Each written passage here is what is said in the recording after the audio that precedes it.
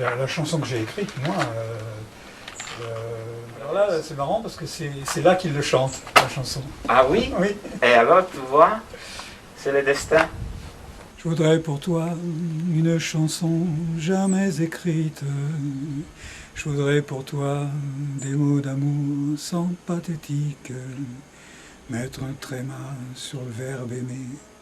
Mettre un tréma sur le verbe aimer.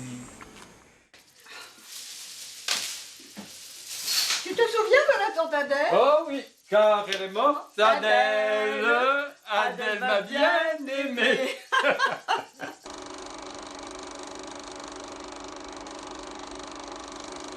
Je suis né en Corse à Ajaccio, dans la citadelle d'Ajaccio où mon père était officier. Et je suis parti d'Ajaccio, j'avais 1 an. Je suis arrivé à Toulon, ma mère avait fait construire une villa qui va devenir la villa d'en haut des Marches plus tard.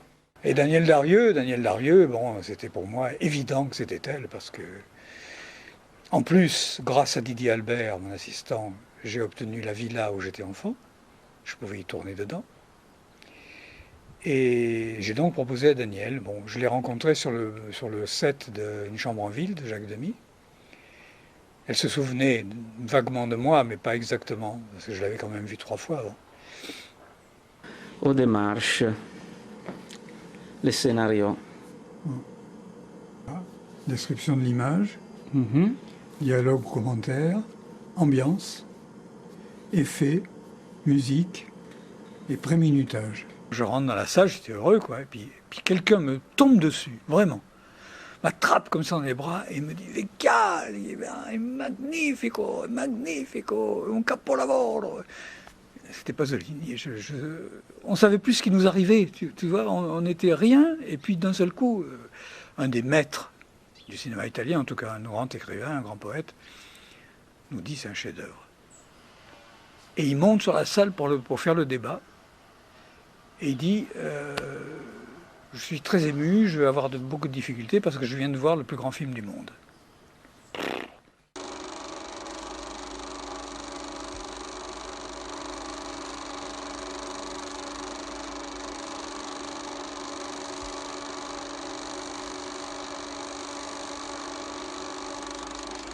Je l'ai écrit pour Jacques Perrin parce que, pour moi, un des plus grands films italiens, c'est Cronaca familiare.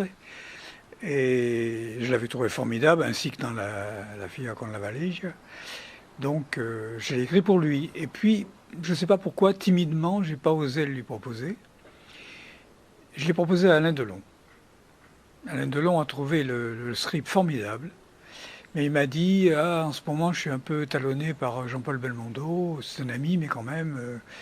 j'ai envie de le gratter, donc un film où il y a 4 personnages principaux, ça ne me va pas. Et j'avais commencé à rédiger quelques pages, et puis je me suis arrêté, je ne sais pas pourquoi, parce que peut-être j'étais embarqué sur l'étrangleur. Et là, je repense à cette idée, et Simsolo me dit, si on faisait un long métrage ensemble, je dis oui, volontiers, je lui raconte cette histoire. Il me dit, tu tiens beaucoup à Signoret et Darieux. Je dis, ben écoute, maintenant, je pense que non. Et on va le faire avec Surgère et ma sœur. En 1987, exactement le 21 juin, Sonia s'est suicidée. Et la nuit où elle s'est suicidée, j'ai rencontré Malik.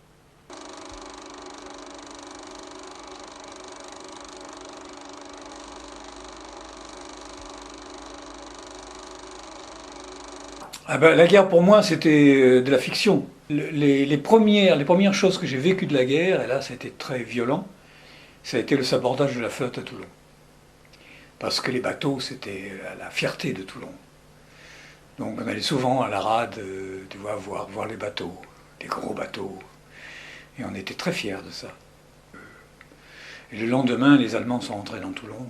Il y avait, devant ma villa, il y avait les tanks qui montaient vers la Pinède et trucs, et c'était terrible pour moi. Et donc j'avais une liaison avec une femme qui s'appelait Rolande, qui était vraiment une fille qui travaillait en usine et qui me fascinait complètement. Et elle jouait avec moi, beaucoup. Et puis un beau jour, c'est parti. Et je lui ai dit, voilà, c'est fini. Ça a été la première idée de corps à cœur. Et j'ai utilisé les trucs de mon enfance. L'année scolaire 37-38, c'était les cahiers de l'école du Morillon où j'étais enfant. Alors avec ta sœur, tu faisais ça? Oui, enfin là elle n'y est pas, mais après on fait des commentaires dedans. Là c'est uniquement des photos que j'ai découpées dans le... Là c'était son mari, Porfirio Rubirosa, le deuxième mari après Henri Decoing. Ensuite elle s'est fiancée avec un comédien qui s'appelle Pierre Louis, un comédien de seconde zone. Et puis elle s'est tombée.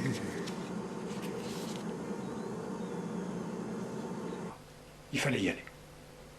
Je savais qu'en y allant, je saurais ce que j'y ferais.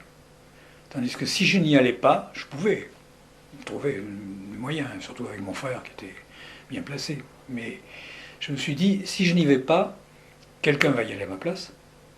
Et je me considérais comme responsable des actes de ce quelqu'un. Come stai bellissima. Pierre a tout arrêté. Quand j'ai la Talex politique. Mais c'est pas un problème, ça. Ou bien se voir ce qu'on aime et s'exposer au rejet, ou bien suivre les moutons. Une expo de naze, dit ça retrouver, mon petit Charles. Vous parliez de quoi, là? Des géniteurs de la demoiselle? Une syllabe de plus et je t'enroche tes yeux. Poupou-pidou. Ferdinand, je te hais. Ferdinand, laisse-moi. J'ai entendu un discours de Charles Pasqua qui disait « Le sida est un châtiment divin pour les homosexuels ». Là, j'ai une espèce de colère. Tu sais, souvent, je démarre un film par réaction à quelque chose. Donc, je me suis mis en tête de faire un film. Et tout de suite est venue l'idée de 10 ans. 5 ans avant le sida, 5 ans après le sida. Si je dois changer d'année, je fais une ellipse, évidemment. Et pour que ce soit une vraie ellipse, il ne faut pas que j'en ai avant. Donc, plan séquence. Mentir. Quel plaisir on peut éprouver à mentir. Plus près, c'est pas possible. Non. Regarde comme c'est beau. Quand c'est beau comme ça, je voudrais rentrer lentement. Rentrer sans déranger. Et pourquoi celui-là? Oh, celui-là et d'autres. Hein. Mais regarde celui-là. C'est une Kijinov, acteur génial. Chinamanès. Lui, il est amoureux d'une voix qui est de l'autre côté de Damien, qui est de l'autre côté de son appartement. Il est amoureux de cette fille sans connaître l'autre. Il confronte le visage de cette fille à la voix de la femme. Regarde. Il vient de tuer un homme. Il est condamné, il vient de tuer un homme. Et j'entends qu'elle dit « Oh, on dirait qu'il a fait 50 films, ce gars. » J'étais vachement content, je repars, et puis je tape à la porte. Et elle me dit « Viens. Tiens, je te présente Michel Piccoli. » Et Piccoli me dit « Il n'y a rien pour moi là-dedans ?» Je dis « Non, mais je vais l'écrire. » « Quoi ?» Je dis « Oui, vous venez demain matin, vous aurez votre texte. » Polyeucte vivait l'année 250, sous l'empereur Décius. Et je reçois un coup de fil du responsable de la Cinémathèque française qui me dit je veux faire une rétrospective de vos films. Je dis mais il y en a déjà une. Puis j'en suis à plus de 60, enfin, ou à 58, 59, je sais pas. Non, ça m'intéresse pas, je veux plus avoir affaire avec le cinéma. Et moi ici, je travaillais sur les films des années 30 pour faire mon dictionnaire. Pour pas quitter le cinéma tout à fait, tu vois, pour faire comme on dit, un fondu enchaîné. Quand j'ai vu le film, j'étais un peu paniqué. Je vais faire une cassette, et puis j'étais paniqué. Alors je l'ai envoyé à Godard. Je lui ai dit, voilà, il faut que vous me donniez un point de vue, parce que je ne sais plus où j'en suis, etc. Alors il m'a appelé, il m'a dit, ce film est un miracle, ne changez rien. Ne touchez à rien, pas un photogramme. C'est un miracle. C'est la première fois qu'on parle à la fois du financement et de la poésie du cinéma. C'est un plan qui a fait craquer Godard.